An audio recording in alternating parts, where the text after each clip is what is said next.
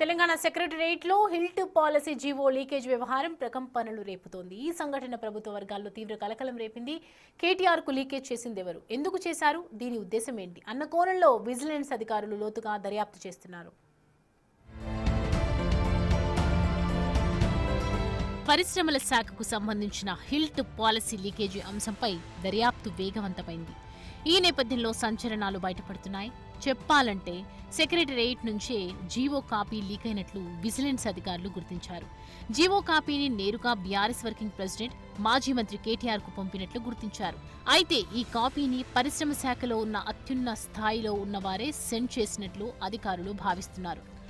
ఎందుకంటే జీవో తయారీ సమయంలో సచివాలయంలో అతి కొద్ది మందికే యాక్సెస్ ఉంటుందని చెబుతున్నారు.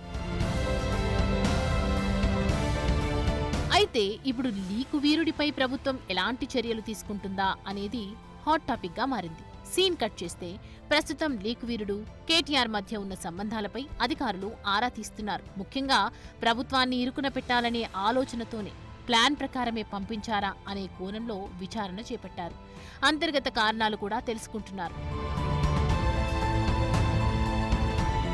జీవో విడుదల కాకముందే కేటీఆర్ కు పంపించాల్సిన అవసరం ఏముందనే విషయంపై ఫోకస్ పెట్టారు.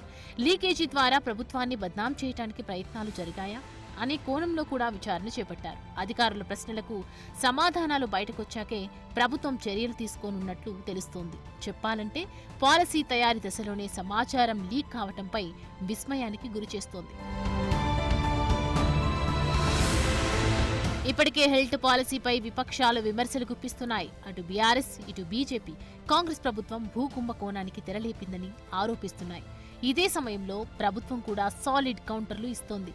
మొదట జీవో గురించి తెలుసుకుని మాట్లాడాలంటున్నారు. అవగాహన లేకుండా మాట్లాడొద్దని మంత్రులు చెబుతున్నారు.